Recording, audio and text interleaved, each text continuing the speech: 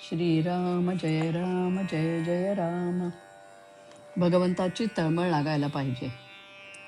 ज्याला जे आवडते ते आपण केले तर त्याला गोड लागते.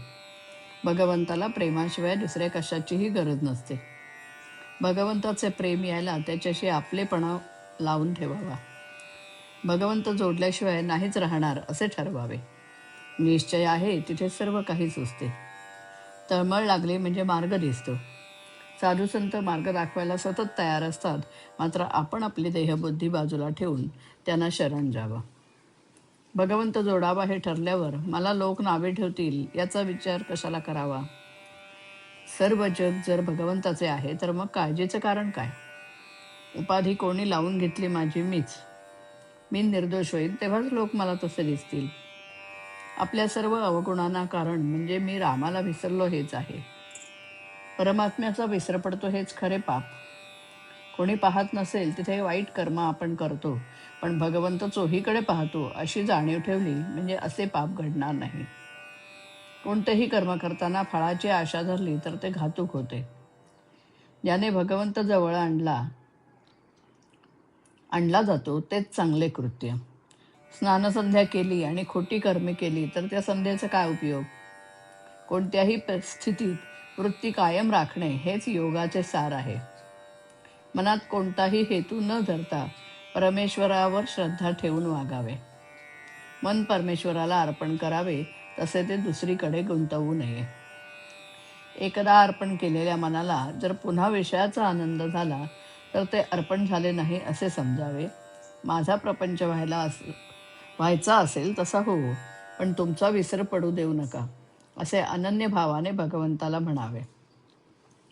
कोणत्याही गलबल्याला नाही भिऊ.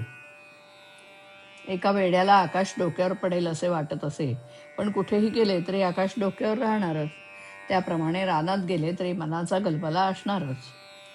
प्रत्येक कृतीत मी भगवंताचा आहे ही जाणीव ठेवावी. पडत्या काळातही जो भगवंताचा होऊन राहतो त्याला कशाचीच भीती वाटत नाही. पांडवांच्या जवळ प्रत्यक्ष भगवंत असताना त्यांना किती संकटे सोसावी लागली.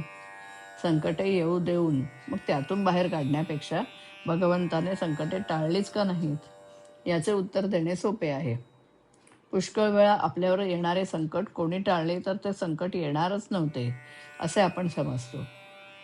शिवाय असे केले असते तर बरे झाले असते अशा प्रकारचे तर्क लढवतो. खरे सांगावायचे म्हणजे संकटे ही आपल्या कर्माचेच फळ असतात. संकटामध्ये भगवंताच्या अस्तित्वाची जाणीव राहिली तर ती आपल्याला समाधान देते. ज्यांना सर्व अनुकूल आहे त्यांना देखील समाधान हे नसतेच. म्हणून ज्यांना जितकी अनुकूलता नाही त्यांनी त्याबद्दल असमाधान ठेवण्याचं कारण नाही. कारण समाधान हे त्यामध्ये नाहीच नाही. असमाधान हा रोग सर्वांचा एकच आहे आणि मग भगवंताचे स्मरण हे औषधही सर्वांना एकच आहे. आणि समाधान हा गुणही सर्वांचा तोच आहे. ज्याचे समाधान भगवंतावर अवलंबून आहे त्याचे समाधान कोणत्याही परिस्थितीत मध्ये टिकेलच. श्रीराम.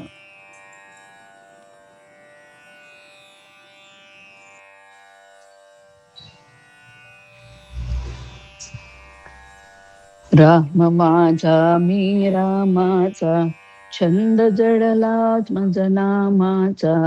राम माझा मी रामाचा, छंद जडला मज नामाचा. स्मरण हेच पुण्य, विसर हेच पाप. स्मरण हेच पुण्य, विसर हेच पाप.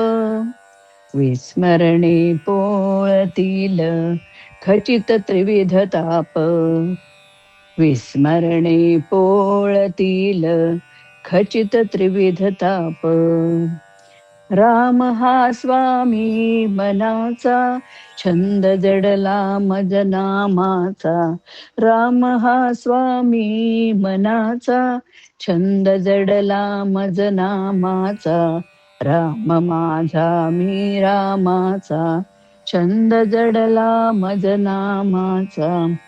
संकटे आली तरीही तीही रूपे राघवाची. संकटे आली तरीही तीही रूपे राघवाची, या निमित्ते पर्वणीये रामनामाच्या जपाची, या निमित्ते पर्वणीये रामनामाच्या जपाची. ध्यास लागो राघवाचा, छंद जडला मज रामाचा, ध्यास लागो राघवाचा, छंद जडला मज रामाचा.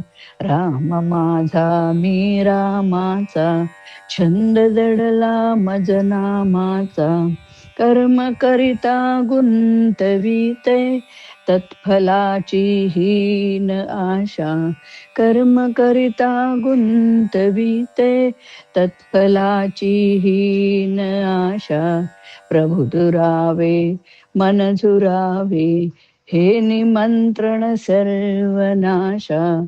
प्रभु दुरावे मन झुरावे, हे निमंत्रण सर्वनाशा. तन मने मी राघवाचा, छंद जडला मज नामाचा. तन मने मी राघवाचा, छंद जडला मज रामाचा. राम माझा मी रामाचा, छंद जडला मज नामाचा. राम माझा मी रामाचा, राम माझा मी रामाचा. राम माझा मी रामाचा. श्रीराम.